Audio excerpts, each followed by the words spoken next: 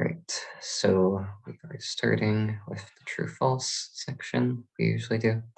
The first one is A, enamines react similarly to enolates. And I'll draw both of these just to jog your memory if you forgot, but feel free to put what you have in mind.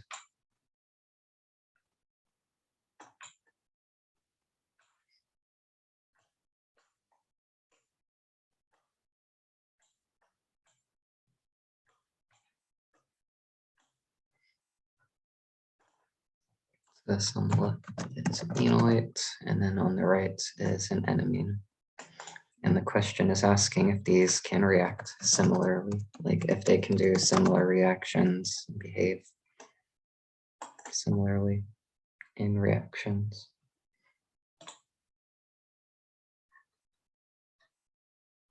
I'll give it 10 or so more seconds.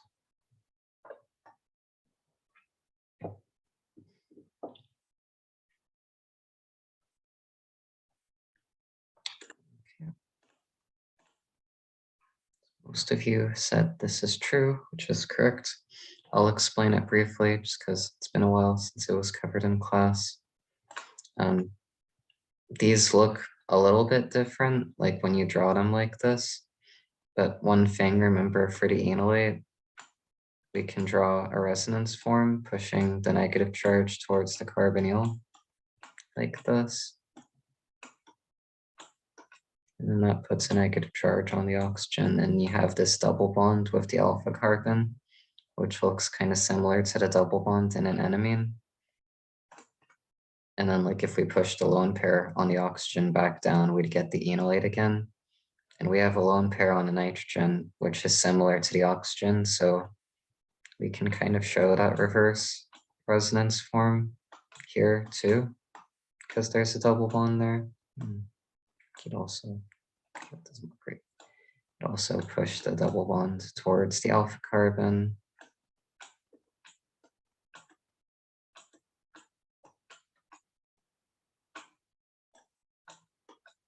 And then you get a negative charge on a carbon. There's a positive on the nitrogen, but it's more okay with that than an oxygen would be. So this is reasonable. And that just shows like the negative charge here can act as a nucleophile, just like the negative charge here has acted as a nucleophile. We've seen that in a bunch of contexts. So this is true because they have these similar resonance forms and they look fairly similar.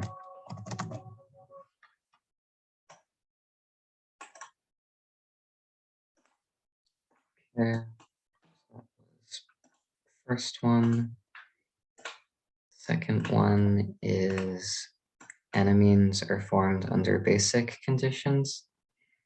So for this, remember this is a reaction from, I think, chapter 19, the ketone and aldehyde chapter. So like if you're starting with a ketone or an aldehyde, think about what you need to add to make an enamine. Like first off, you're adding secondary amine, but then there's like extra conditions, and the conditions are basically what I'm asking about, like if it's acidic or basic or neither.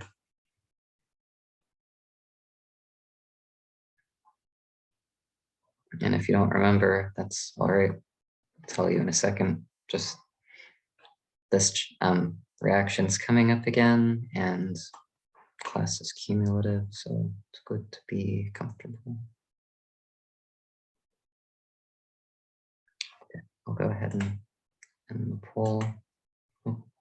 So you guys are evenly split on this one. So there is just one other part to the conditions for this reaction. Does anybody remember what it is? Yeah, it's pH 4.5. And would you say that's acidic or basic relatively? Yep, it's acidic because low pH is more acidic. pH below 7 is considered acidic. So this is considered acidic conditions. And the question was asking, or it's saying that they're formed under basic conditions, but we see from the pH that that's not the case. So this is false. So that's how you could approach this question. And that's part of what makes enamines kind of important, because like, remember, to form these enolates that we've been working with, you add bases to deprotonate things.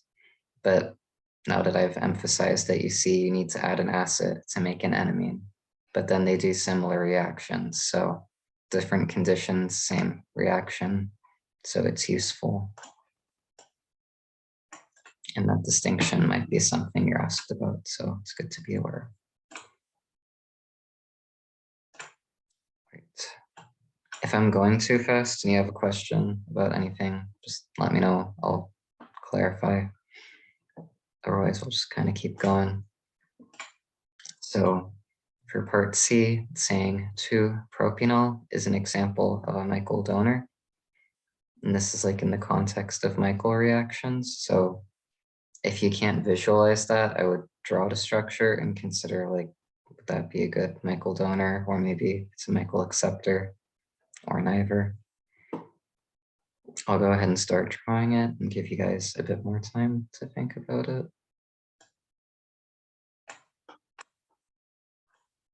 So the Al ending tells you there's an aldehyde.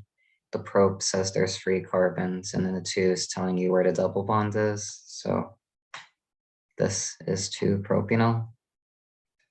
Would we consider this a good donor, acceptor, neither? That's the question.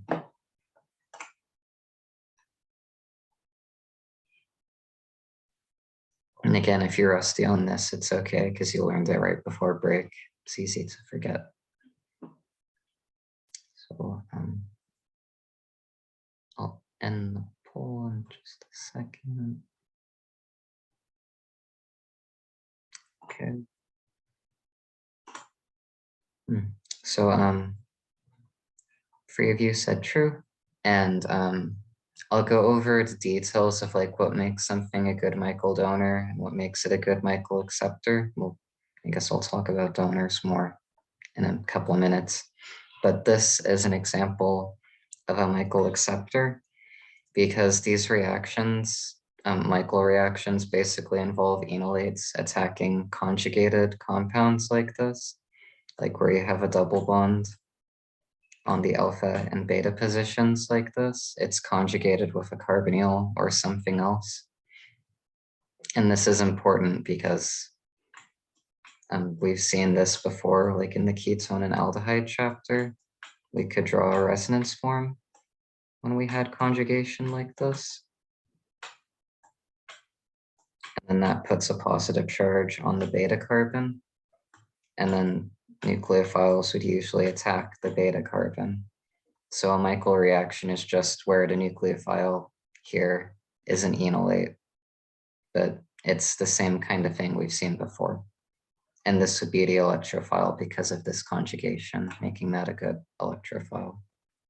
So the question is saying this is a good Michael donor, and that's why it's false, because something like this is a good Michael acceptor, not donor.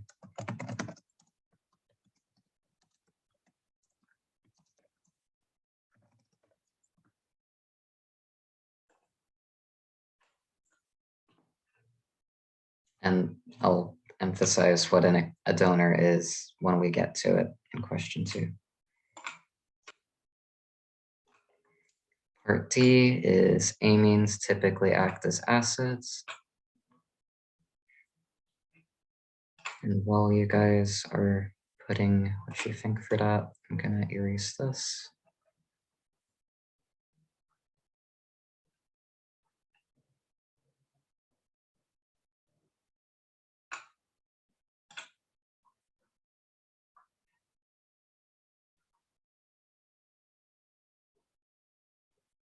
I'll start drawing stuff that might jog your memory and give a bit more time. Some reagents we've used in the past that were amines were pyridine, can't spell, pyridine and triethylamine.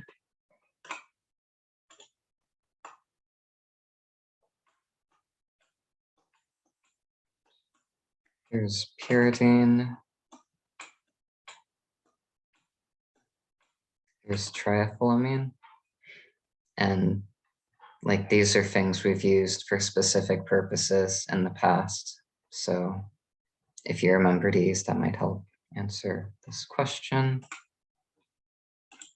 And most of you understood, either from this context or from class, that amines don't usually act as acids. They theoretically can, depending on the amine. Like if you have NH3, it can get rid of one of its hydrogens.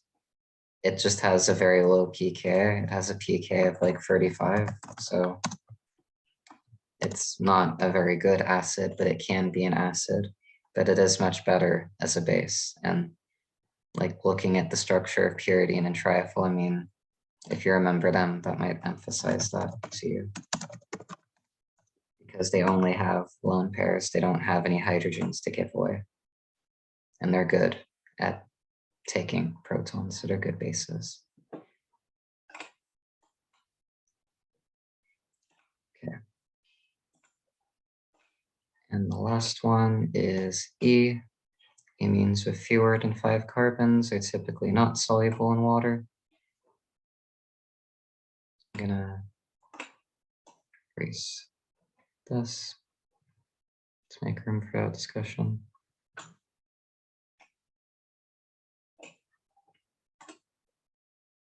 And as a bit of a hint, in case you're not sure, this is kind of memorization. It's a factoid, but consider like, is carbon polar or non-polar? And like, is water polar, non-polar? And then like, remember that similar, I guess like dissolves, like is the idea you might be familiar with. So like polar things dissolve in polar things, non-polar things dissolve in non-polar things. That has to do with solubility. So if a compound has a small amount of carbons, what does that say about its polarity, and what would that say about its solubility in water? Is one way you could look at this.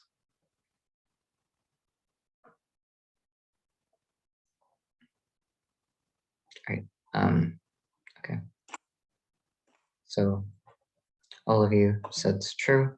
And I guess Okuda didn't really explain in detail like how to think about this. It was kind of just memorization from what I remember. But so carbon, we would say, is relatively nonpolar, right? Like that's why when we have it bonded to an oxygen or a nitrogen, like you have a dipole going towards the more electronegative atom because it's more polar, it pulls electrons towards it. So carbon is relatively nonpolar and water is pretty polar. So typically polar things dissolve in water. The question is saying amines with fewer than 5 carbons are not soluble in water. But if it has a small number of carbons, then that would mean like it is relatively like less nonpolar because it has less carbons making it nonpolar. Fewer carbons, less polar. Say it's more polar because it has less carbons. And if it's more polar, then it's more likely to be more soluble in water.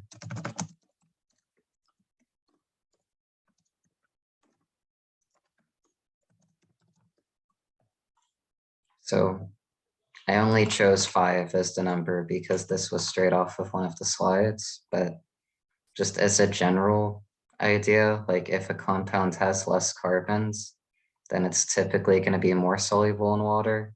And if it has more carbons, then it's going to be less soluble. Maybe 5 is a good general number. Maybe that's something he would stick to on a test. But just like in general, more carbons means less soluble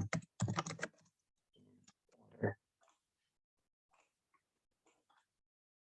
Not just for amines, but like for alcohols, carboxylic acids, anything, like more carbons makes it less soluble.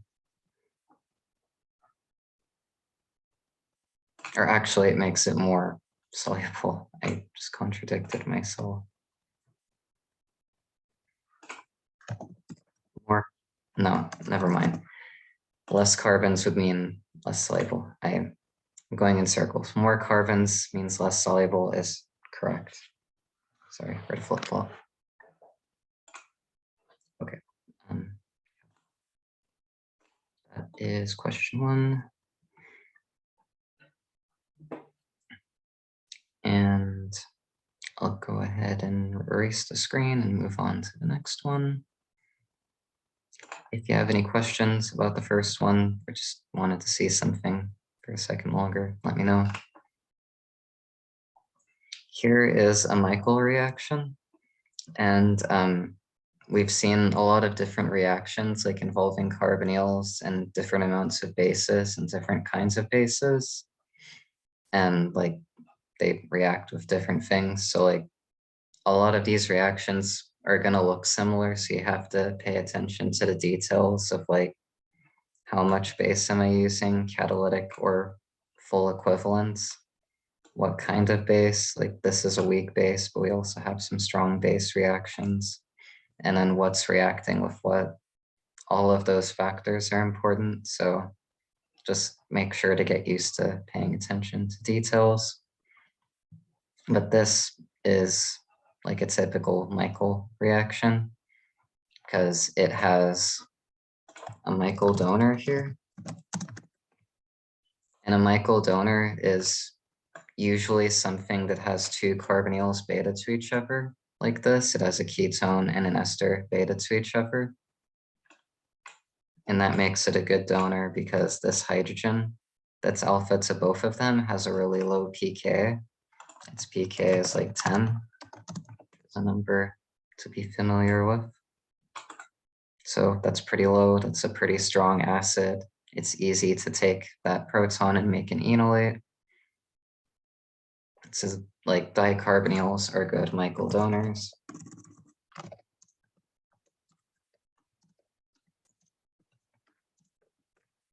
And then I already discussed how these conjugated compounds like this are good Michael acceptors.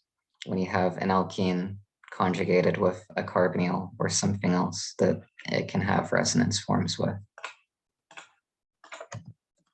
Because of the beta carbon having that carbocation in resonance form.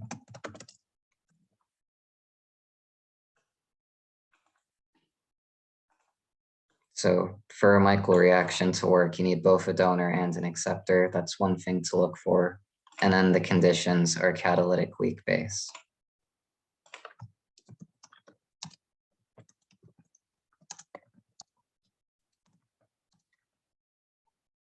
Not a strong base and not one equivalent. If it was those kinds of conditions, it wouldn't work this way. So it has to be specifically catalytic weak base.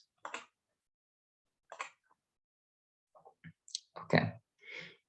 Now, even if you're not sure about the rest of the mechanism, we're adding a base here, and I suggested forming an enolate. So what should the first step of this mechanism be?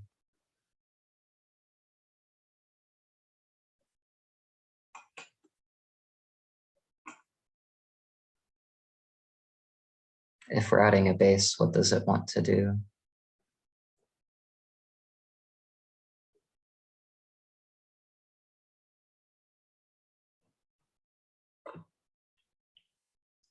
Just like, yeah, take the acidic proton and There are other hydrogens, but it's specifically this one because this is the most acidic hydrogen. It has a really low pK.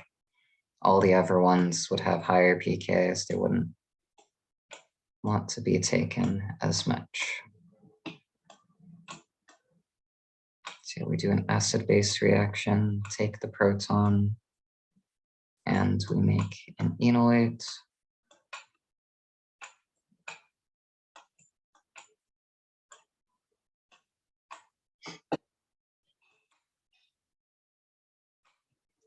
And now what is the enolate going to do?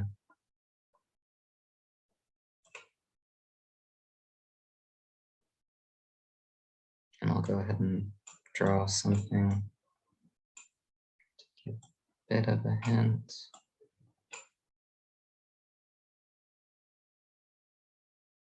So it's going to do something with the structure, but not the carbonyl carbon, because remember, since it's conjugated like this, it has that resonance form. So we can draw it up here.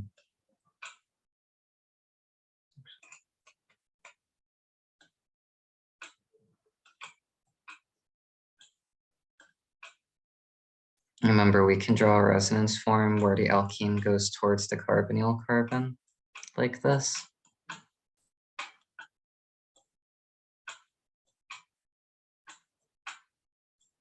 And then that puts a positive charge on the beta carbon. So where do you think the nucleophile would be more likely to attack if we have a resonance form like this?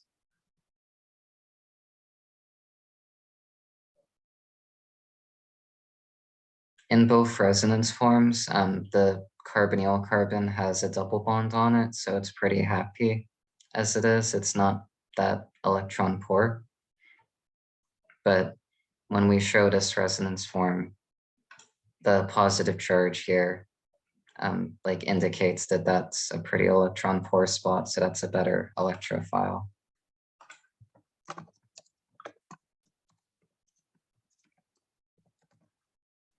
So the beta carbon is a good electrophile. So that's where the enolate will attack instead of the carbonyl carbon.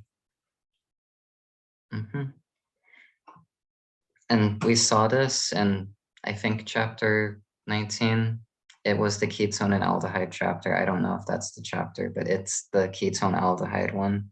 So if you want to review that, there are some examples of reactions like this from there that might help give this more context. But this is the same thing, just instead of those nucleophiles doing this kind of reaction, it's this whole thing. It's the enolate that's the nucleophile, but same idea. And then when it attacks the beta carbon, we form an enolate in the acceptor. That's what's happening to the double bond.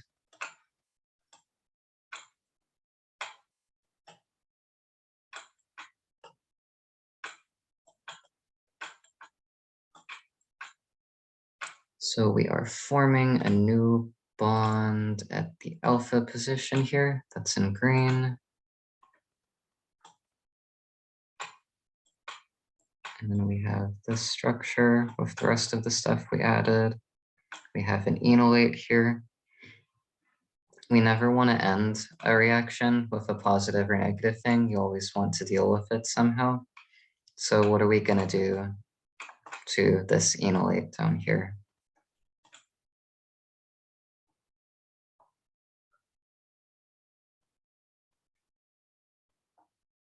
And the fact that the base we're using a catalytic amount might be a bit of a hint. Like, what do we need out of a catalyst that should be regenerated, right? In the first step, we turned it into methanol because we added a proton to it. So the base is gone at the moment. It has not been regenerated. But this can act as an acid and the enolate can act as a base. So we can kill two birds with one stone. You get rid of the negative charge by adding a proton to it. And then we're going to be regenerating the base catalyst.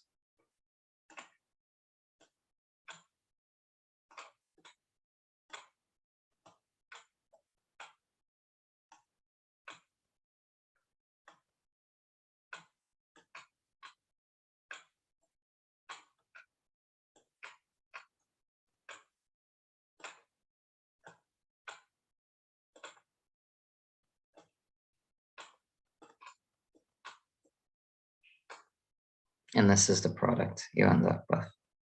That's the whole mechanism. So it's actually shorter than most of the other ones, but you might still be asked to show it, so this is what it is.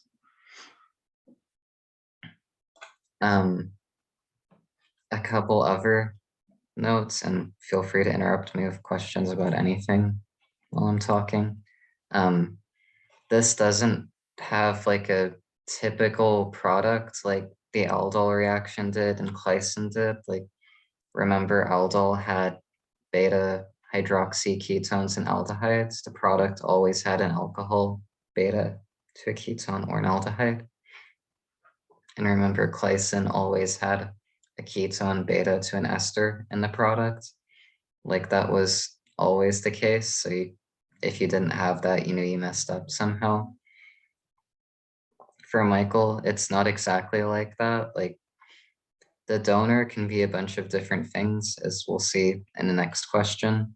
You could have two ketones here. You could have two aldehydes, two esters. You could have a ketone and a nitrile. Like, don't write down everything I'm saying. I'm just trying to say, like, there's a lot of combinations. So you can have a bunch of different functional groups in the donor. And it's the same with the acceptor. It could be a bunch of different things conjugated with a double bond. That's what makes it an acceptor. So you can't just look for like a certain set of functional groups in the product. But one thing you can look for, and if this doesn't help you, like, you don't have to look at it this way, but like, if you count from one of the carbonyl carbons and the donor, or you could start from the acceptor, doesn't really matter, but I usually start from the donor. And you kind of number going down towards the carbonyl that came from the acceptor. You have a 1-5 relationship. And this is characteristic of a Michael product. I'll point it out as we do more in a few minutes, but this is always the case. You'll always have a sort of 1-5 relationship from a Michael reaction. So if you want to look for that to make sure you drew the product correctly, that's one thing you can do.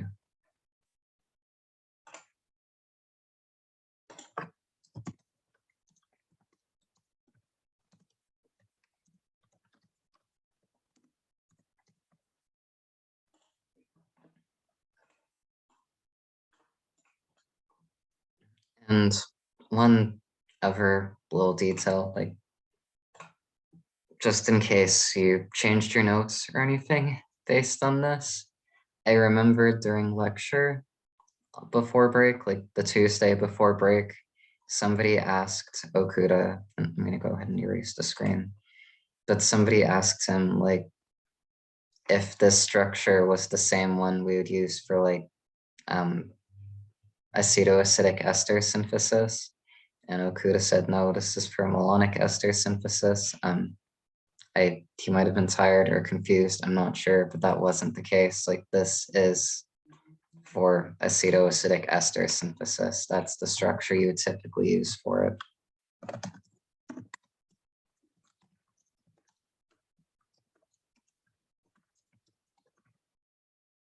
That's not for malonic ester. Malonic ester would have two esters beta to each other, not a ketone and an ester. So if you were trying to do malonic ester, it would look something like this.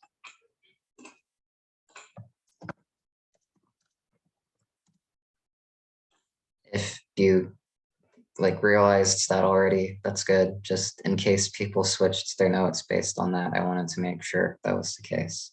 Because I think he did something similar with like protonation mechanisms before, and people made mistakes based on that. So I want to clarify for you guys.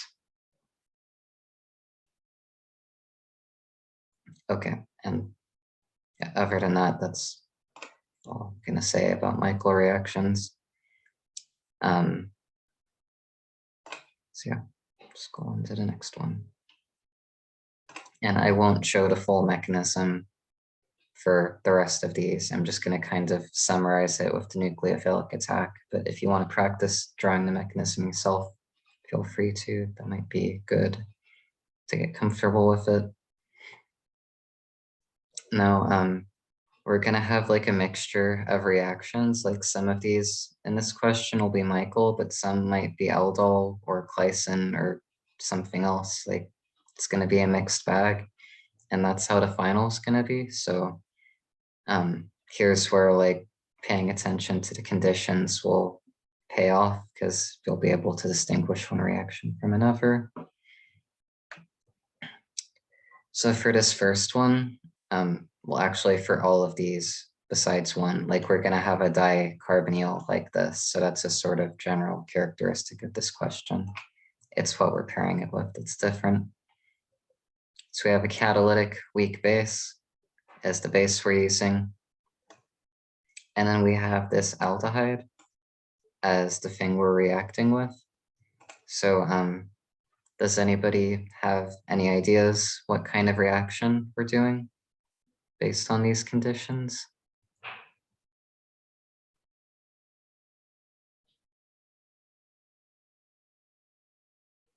What reaction does it look like the aldehyde on the arrow? So like aldehydes can do aldol, that's true. And depending on the structure, like it would do that. But notice the double bond conjugated with the aldehyde, it will make it behave differently. Yeah, so aldol, if there wasn't a double bond there, but because of the conjugation, that's a Michael acceptor, so it will do a Michael reaction.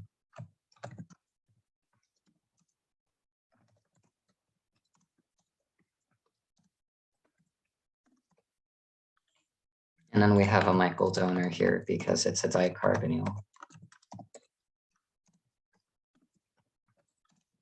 But if you look at the rest of the ones in this question, most of them are dicarbonyls. So that won't always be the case, but it is here. So yeah, the conjugated part is important.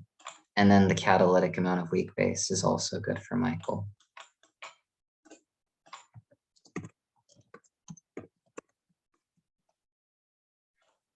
So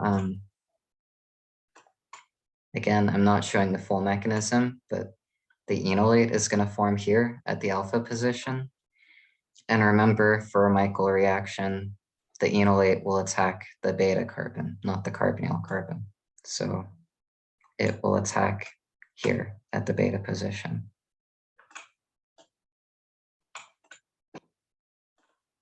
And then I'm just going to skip doing any other parts of the mechanism. I'm just going to go straight to the product. That's our donor. We formed a new bond here in green.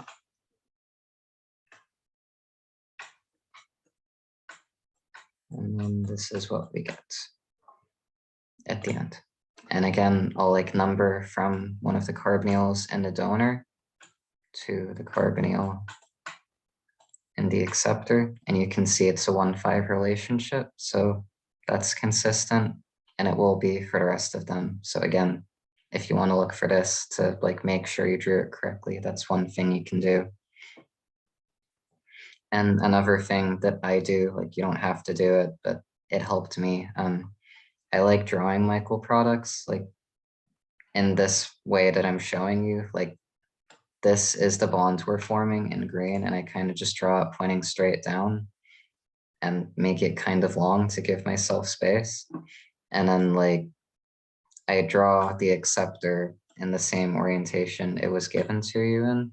So it's just as if we're forming a new bond here at the beta position, and the new bond is attached to the donor. Like, I guess it doesn't seem like it's as useful as it is with this structure because that's so small, but I'll keep doing it for the rest of them, and you can judge for yourself if that seems like a technique that will help you, because some of the structures can be large. It's easy to miscount carbons and make a mistake. So I like to do this to kind of avoid having to number things. I just draw it the same way it's given to me, and it kind of just works out. But I'll do that with more examples. Yeah, decide for yourself. So here we have another dicarbonyl. We have a ketone and an ester beta to each other, and catalytic weak base. With this ketone that we're adding to it, what kind of reaction is it going to want to do?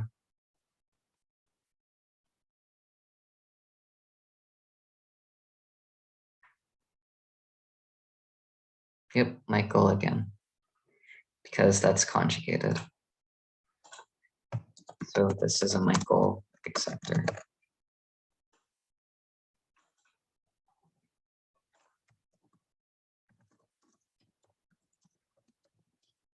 So same idea, enolate here, and it's going to attack the beta carbon, not alpha and not the carbonyl, the beta carbon.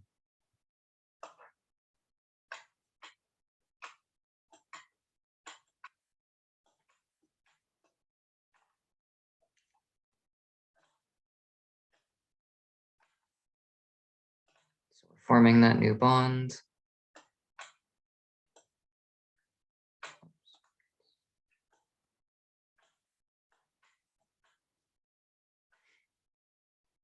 And then this is more what I meant, like when I find this way of drawing the products useful, like that might look really weird and like kind of does, but there's nothing wrong with drawing it like this. Like as long as you have the right number of carbons and like they're all bonded in the right way, I don't think Okuda cares how you draw it, just as long as it's the correct structure.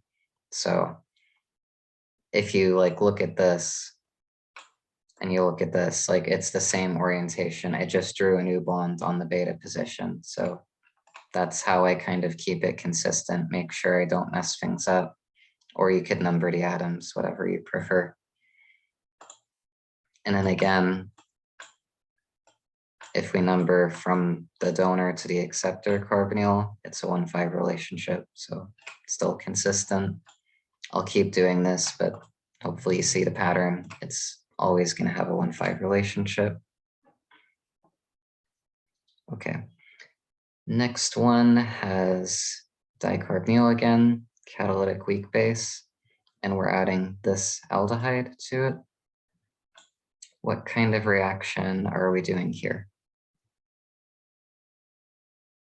Yep, this is aldol, because that's just a regular aldehyde, no conjugated alkenes. And yeah, so it will do an aldol reaction. We, I guess, call it mixed just because like we have two different structures reacting, but it will be aldol. So like the enolate will attack the carbonyl carbon here.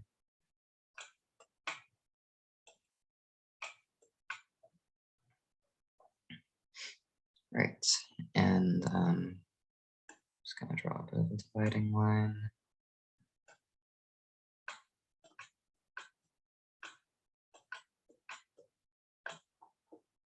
So we're forming a new bond here at the alpha position. Remember, aldol reactions have alcohols beta to ketones and aldehydes. So there should be an alcohol here on the beta position. And then the rest of the structure. So it's just like an isopropyl group attached to where the carbonyl was. It should look like this.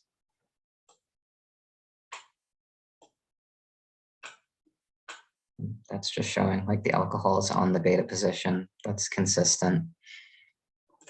You should also draw the dehydration product when you do aldol. And remember, that looks like this. It has a conjugated alkene on the alpha and the beta positions.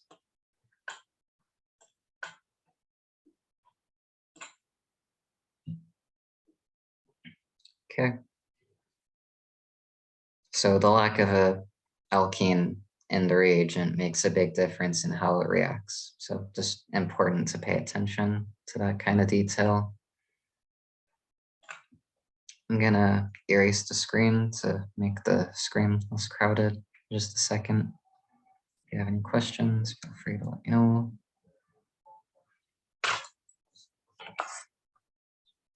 What is this next reaction gonna be?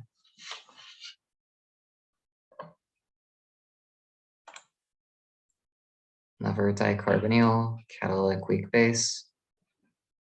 How is this going to make the reaction go? Yep, this is Michael. Really quickly, remember this is what a nitrile looks like. It's a carbon-nitrogen triple bond. And we can draw this resonance form, which looks similar to the one I drew with the carbonyl. You can look at that one that I drew earlier and compare it to this to like see the similarity. And then when you draw that resonance form, there's a positive charge on the beta position, just like with carbonyls. So if you have a alkene conjugated with a nitrile, that's also a good Michael acceptor. That's what I'm trying to convey here. And then this is a good Michael donor because it's a dicarbonyl. We have a catalytic weak base. That's good for Michael. So yeah. Everything points to this being a Michael reaction.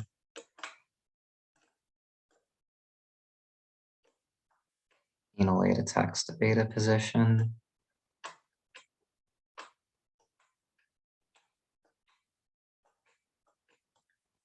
Also, like as I'm going through this, if anybody's not sure, like how did I decide this is Michael or aldol or whatever it is, or anything else, like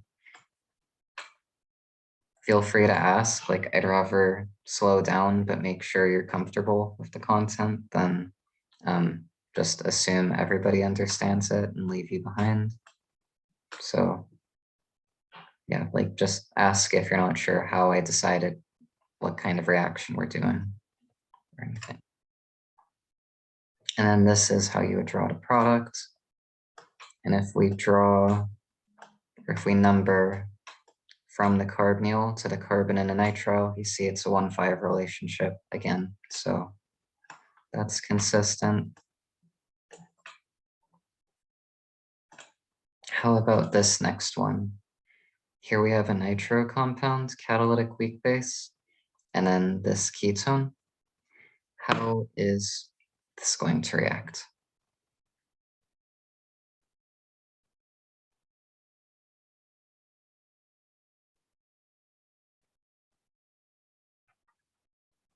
Yeah, Michael. So this, like, it's conjugated, so that looks like an acceptor. So that's something that's a little similar to what we've seen before. This, like, it doesn't have two carbonyls, and it doesn't even have two electron withdrawing groups. It just has the nitro group, but that is like enough for a Michael donor. Nitro groups alone are strong enough to make like the proton easy to take at the alpha position, and like it's a good Michael donor.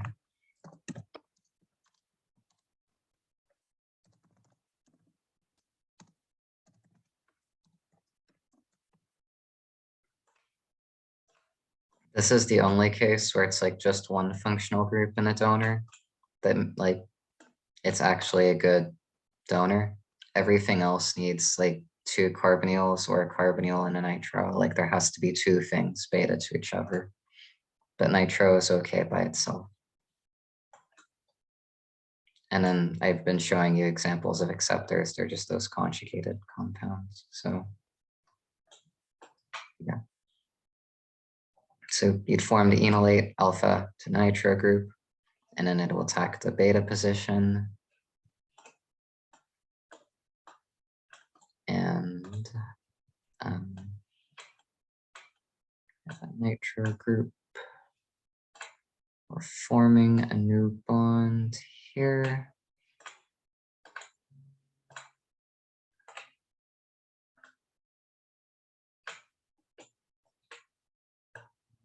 I'm just gonna erase this at this point. I can redraw it if anybody wants me to.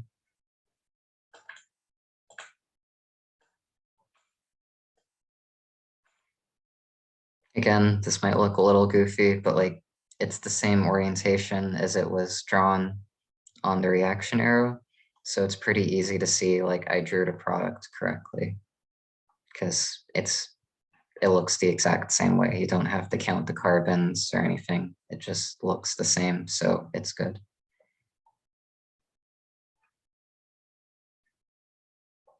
Okay, what is this next reaction?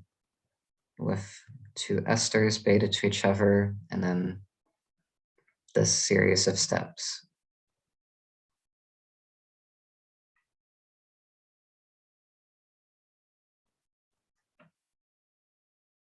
This is a bit older, but yeah, malonic ester synthesis is correct.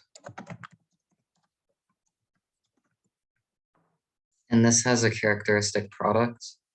Like there's one part of the structure of the product we're always going to see. Does anybody remember what it is? Like similar to aldol always having a beta hydroxy ketone or aldehyde, what should malonic ester lead to?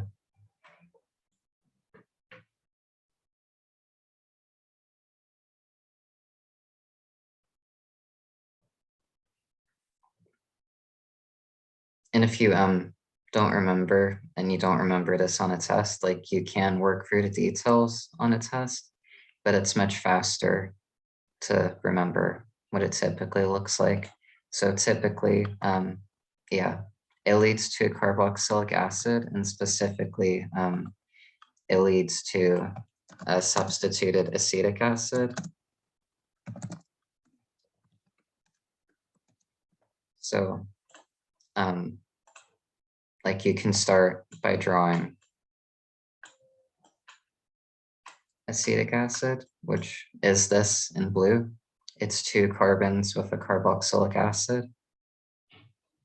And then whatever you add with your alkyl halides or OTOS groups, like that's the second step here of the methyl chloride, whatever you add there, that's what you substitute in the product. So we added methyl chloride, so we're putting a methyl group. That's it.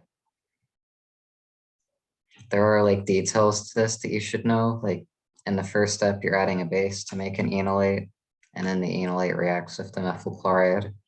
And then a bunch of stuff happens in the third step, but I'm not gonna go over all of that today just because I don't have time. But like you can look at the old worksheets, your notes, recordings, like I've talked about it before. So if you're rusty, you can look there. But this is in summary how you can approach malonic ester. Okay. I'm gonna erase the screen and scroll down a bit.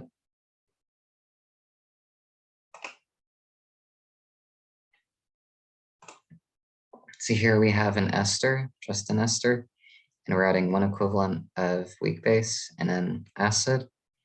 What kind of reaction are we doing here?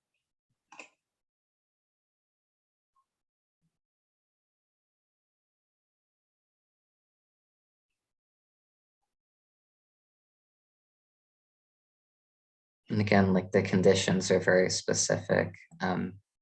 The one equivalent of base in one step followed by acid with an ester only fits one reaction. This one is going to be a Claisen reaction, or Claisen condensation specifically, but Claisen.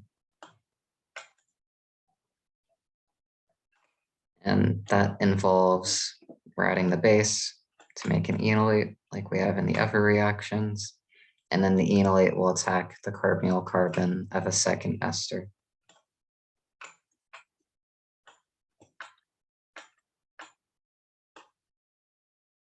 Like this. Again, not the whole mechanism, just showing the nucleophilic attack.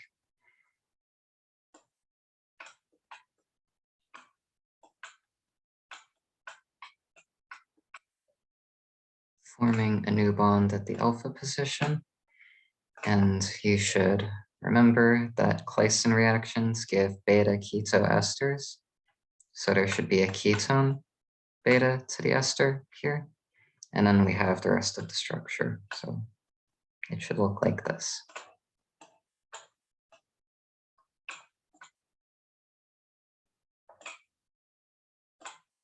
And the last one here is another Claisen reaction. At least it's very similar to a Claisen reaction. The second step is different here. It has an alkyl halide instead of acid, but having an ester with one equivalent of base, like with nothing else, that's gonna end up doing a Claisen reaction. So like in terms of that part of the reaction, it's gonna be the same as usual.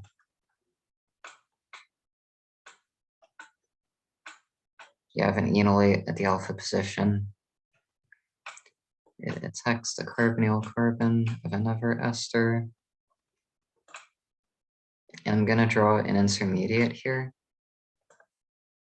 Like an intermediate that you would get if you were to draw the mechanism for this, which for this problem, I would recommend like practice doing the mechanism yourself to like see how it gets to this, to like prove it for yourself that this forms.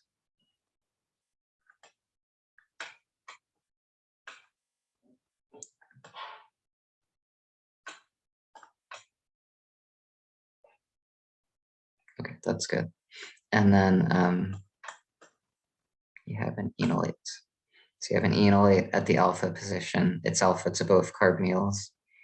This is a intermediate you get in a Claisen reaction. And normally, like, well, you always get this enolate as a part of the mechanism. So normally you add the acid here to just protonate that enolate, put a hydrogen there, and then it's neutral, it's happy. But here we're putting an alkyl halide. So that can act as an electrophile, which we've seen before. Like it can do an SN2 reaction. So that's what's gonna happen here. Instead of adding a proton to this enolate, we're just adding an alkyl group by having it act as a nucleophile. I'll go ahead and draw the product up here.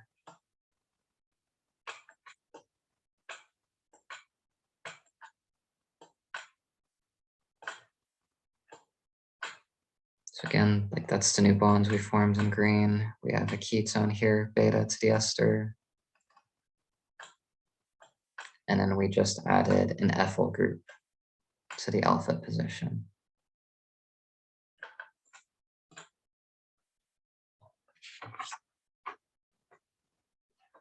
All right.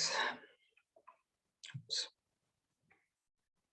So I don't know if Okuda would do something like this on a test, putting something different for the second step of a Claisen reaction, but just in case we've seen it once before, he could put other electrophiles in the second step, theoretically, but it would be the same idea. Like you're just reacting with that enolate in a different way, besides just adding a proton to it.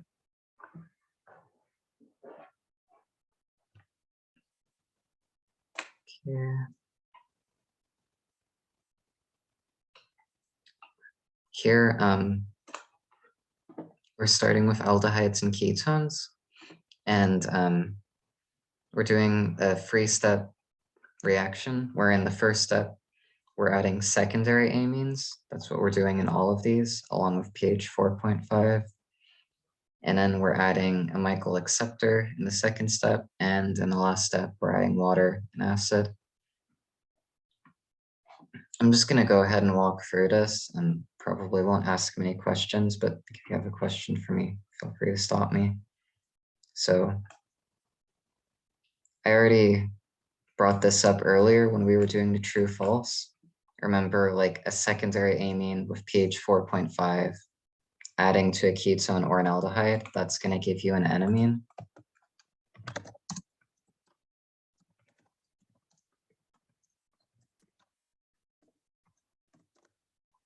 So that's the purpose of the first step in all of these. Adding the secondary amine with the acidic conditions will give you an enamine.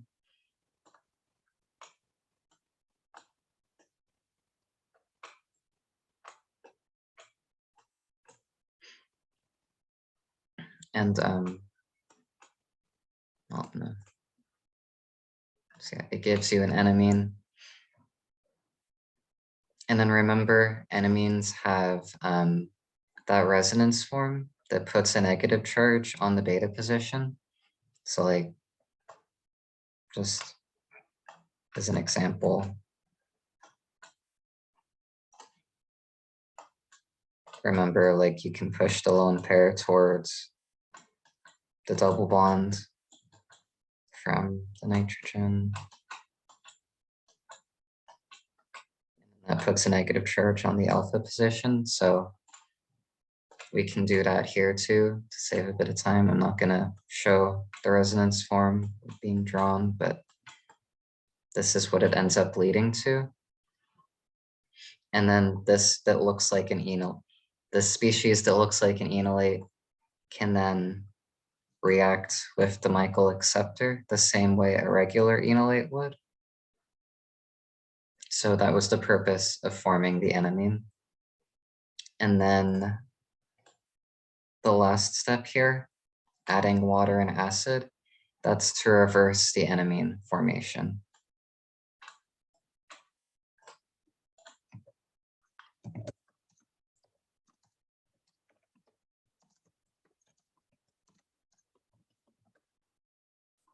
This is something we saw before when we first learned this reaction. Remember, we added water with acid to revert the enamine or imine back to a ketone or aldehyde. So that's what that's going to do. So I'm going to kind of skip from here to that last step. I just wanted to show like the enamine will behave similarly to an enolate, and then the water will give you back the aldehyde you started with.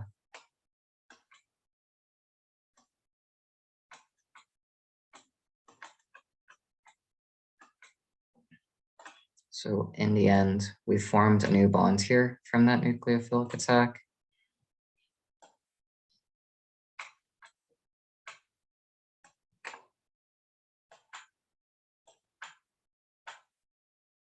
Here, ester here, that's an OCH free, just having a hard time making that fit.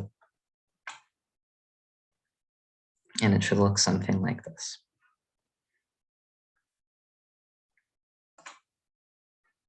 And this is called a Stork enamine synthesis. And you should know the name of the reaction, just like any other named reactions. You have to know the names of. So for the rest of these, I'm not going to go through the nitty-gritty details like I did for this first one. They're all going to be the same idea. You form an enamine and then it reacts with a Michael acceptor, and then you add water to get rid of the enamine. And in the end, you basically just did a Michael reaction. So I'm gonna skip to the product basically, like assuming we're doing Michael reactions, since that's basically what we're doing. And I'm gonna erase the screen to give myself more room for the last two. So if you want to ask a question about this stuff while it's still here, feel free to. And stop me as I move forward if you did have a question. So before brushing through this one, there is one tiny difference with this second one, with this ketone. Because when we add that amine, it can lead to two potential enamines.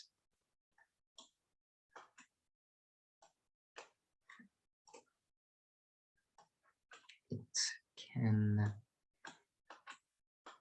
lead to this, or it can lead to this. But one of these is going to be preferred over the other. And for the sake of time, we'll just say it's this one because the double bond in this structure is more substituted than the one on top. And remember, more substituted alkenes are more stable.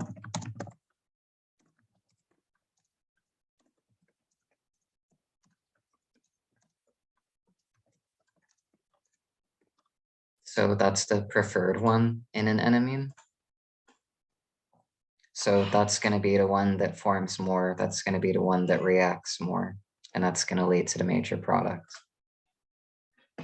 So in essence, like this isn't what's happening. We're not forming an enolate here, but it's basically going to react like you're forming an enolate there because that's where the enamine forms. And then it's going to attack the beta position of the acceptor like this. And then the water would get rid of the enamine.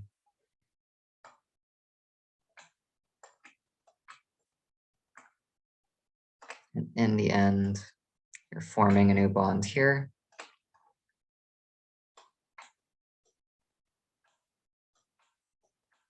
And this is the product we get.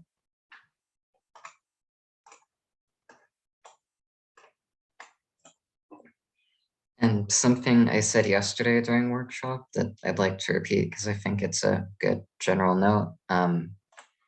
Remember, we're using acidic conditions here because we're making enamines and we use basic conditions to make enolates.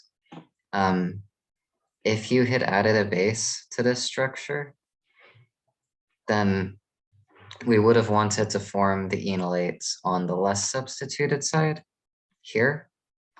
I don't think I've done an example of that in a while, but I have in the past.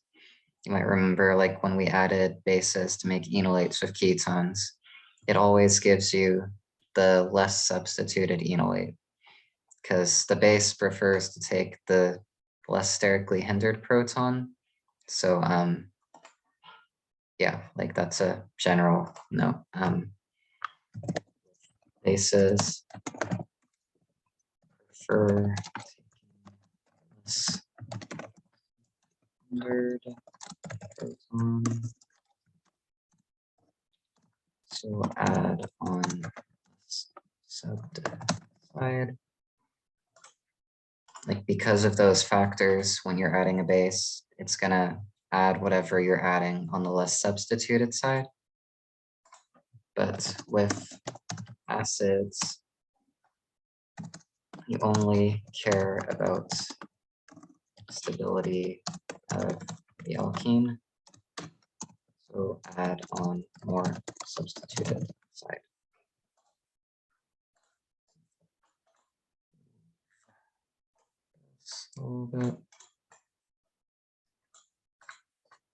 So those are like some general notes. I want to say like there might be exceptions to this.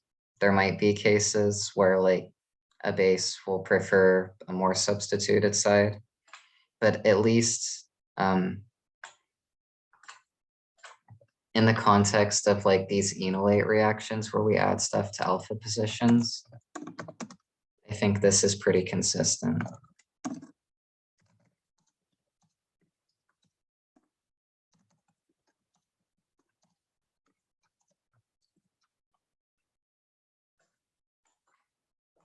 As far as I can tell with how Okuda is teaching the class this semester, I think every single time, if you add a base, the base is going to form an enolate on the less substituted side. And if you add an acid, like in the context here where we're forming enamines, it adds on the more substituted side. And remember when we first learned about enolates and stuff like this, we added acids to form enols.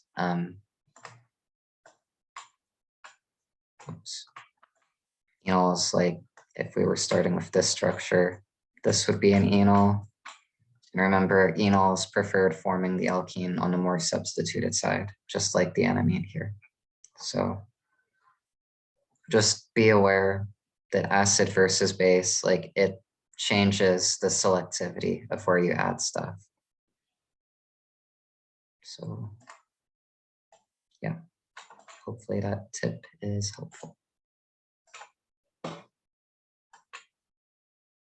Last one is an averse-storic enamine synthesis, but again, it's kind of just like we're forming an enolate, and then the enolate is attacking the beta position. So I'm gonna erase the product here.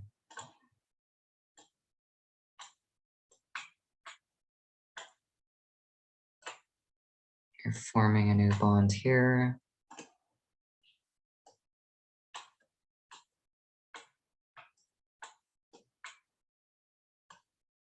And this is what you end up with.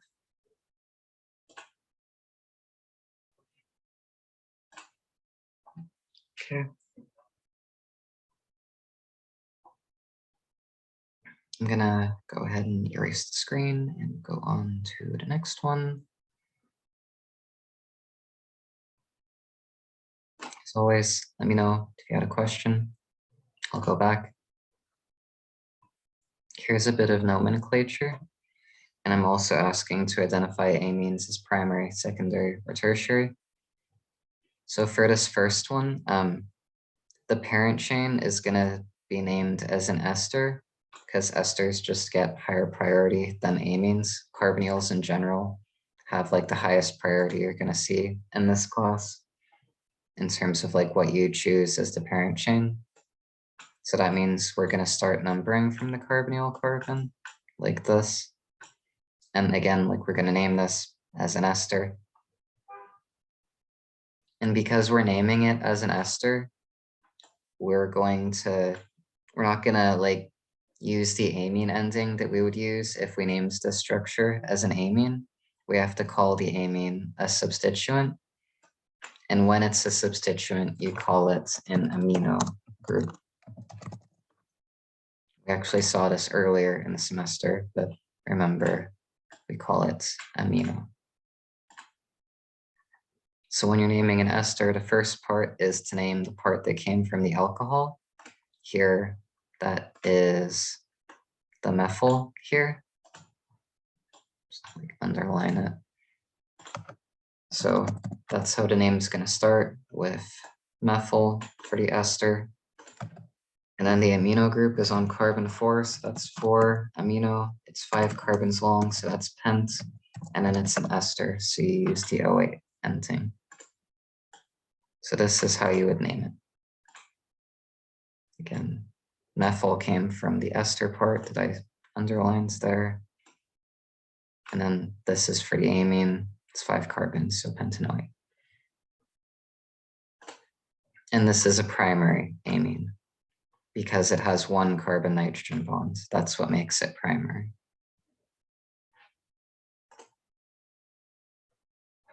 Next one has an amine and an alkene. So this time the amine is the most important thing. We're gonna name the parent chain as an amine.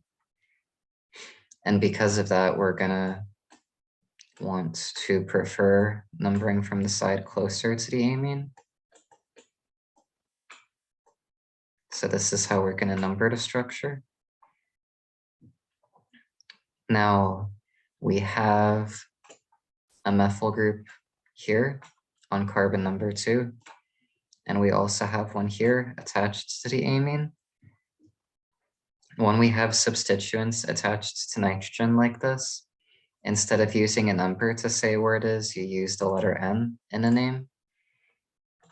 So for this one, we're going to call it N-methyl and then 2-methyl. And I'll put the rest of the name in a second, but like the N is referring to the methyl group on the nitrogen, and then the 2 is referring to the methyl group on carbon 2. So it's similar to using a number, but a little different because you're using a letter. And then for the rest of it, it's going to be hept because there's 7 carbons. The double bond starts on carbon 6, so you can say 6-ene. And then the amine is on carbon free, so you have to specify where it is, so that's free.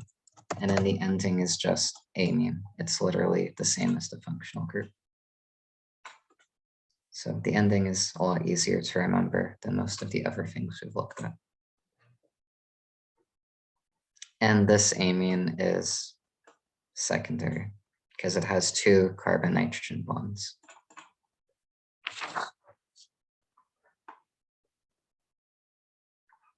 Okay. I know I'm speeding up, but again, stop me if you have a question. Anything at all.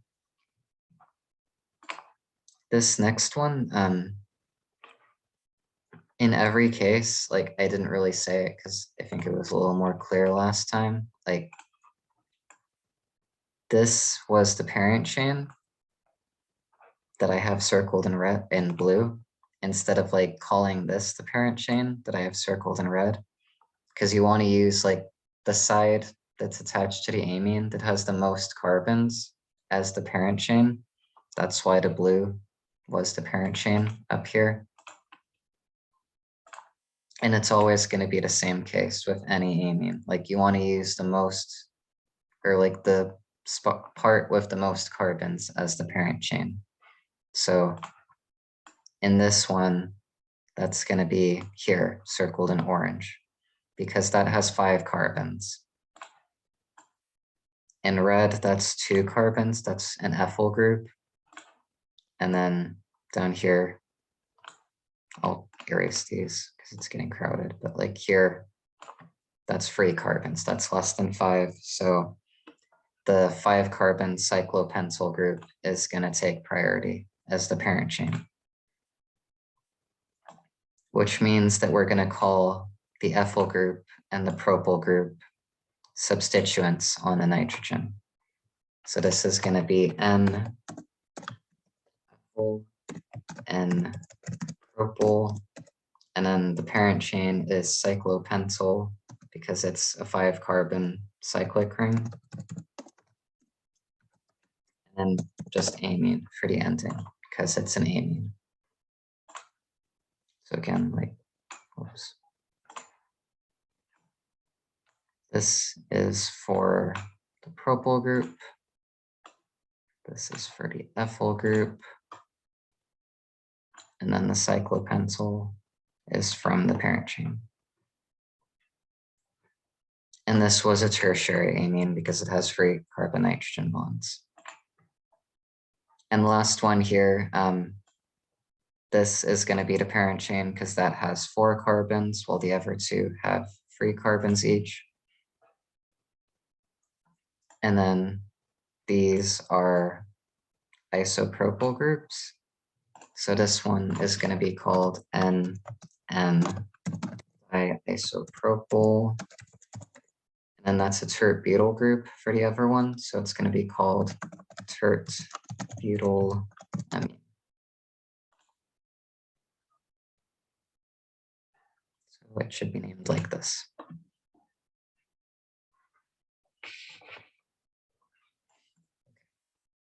And this one is also tertiary because it has 3 carbon-nitrogen bonds. So now we'll go over the last one, and I'll try to be pretty quick because we're already past 7:15. Again, just stop me if you have a question, but I'll go through it a little faster to not waste time. So we're starting with this dicarbonyl compound with a ketone and ester beta to each other. And for this product, we added this whole thing. That's a lot of carbons, and there's also a ketone there. And some things you might notice about this are like this is alpha, and this is beta to the ketone down here that we added. And then the bonds that we just formed, this one I'm highlighting in green, like that's attached to the beta position, beta to the ketone. So that kind of looks like we might have like reacted something like this because this is conjugated and then a nucleophile would attack the beta position. That would lead to a structure like this. So that's one note you could notice about this to help you figure out like how we would make this. Another thing is the fact that like if you number from one carbonyl to the other like this, it's a 1,5 relationship. And I pointed out earlier that that's like characteristic of a Michael product. So both things are kind of making it look like we'd use a Michael reaction to make this, which is what I'm gonna do. Like there might be other ways to do this, but for a question like this, that's probably a most straightforward thing to do. So if we're doing a Michael reaction, we should use catalytic weak base. And then we should add our Michael acceptor because we already have our Michael donor. And our acceptor is what I drew down here.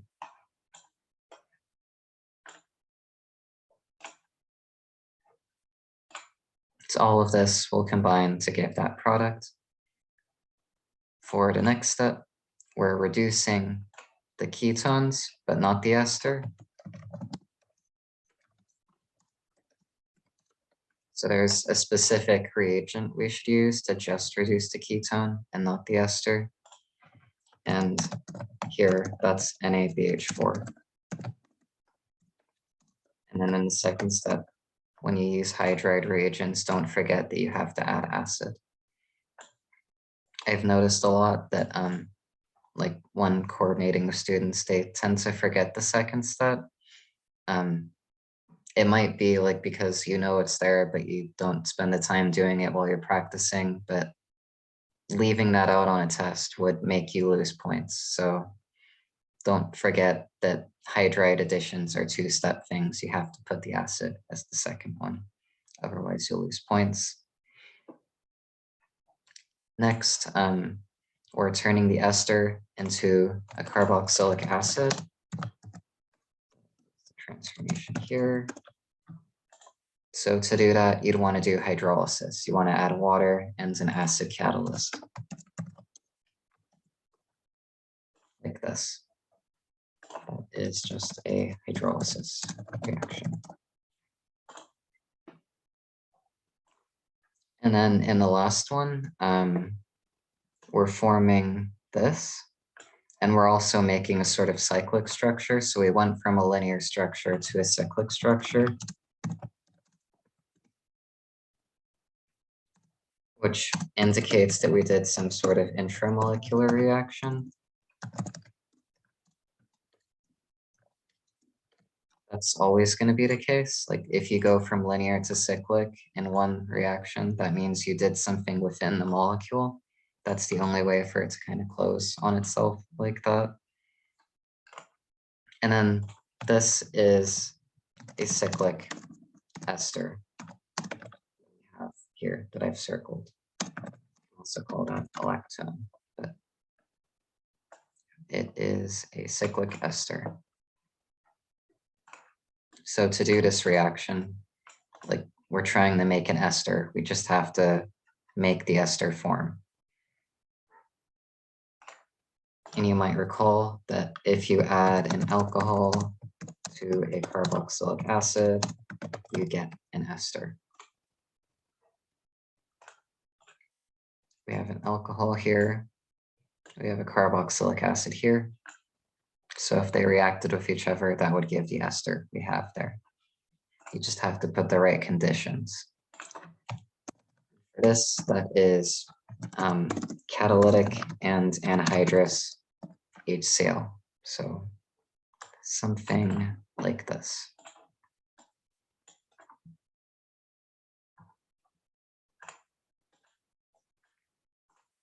Very stuck.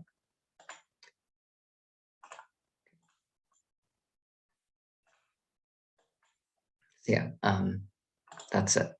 That's the worksheet.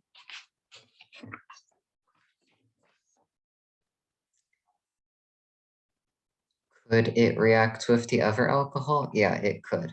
But that's a good question. There is one thing that like will make it prefer reacting with the alcohol that I circled and the product I'm showing. Let's say this alcohol is the one that reacted. Remember how I would always suggest like numbering your atoms from the nucleophile to the electrophile to like figure out what kind of product you get from that intramolecular reaction. If this is the nucleophile, the alcohol, if you number from the nucleophile to the electrophile, you see that it's 4 atoms, so that would form a 4-membered ring. And it's been a while since you learned this in 112A, but 4-membered rings are very, very unstable. So it's probably not going to want to react that way to make a 4-membered ring. But this is a 6-membered ring, which is the most stable kind of ring you can form. So you're right to think that it could react with both of them, but it's going to prefer this way. Good question. If you have any more, feel free to ask. I'll stick around until everybody's good. And just remember, Thursday is the last workshop, and then I'll probably do something next Tuesday.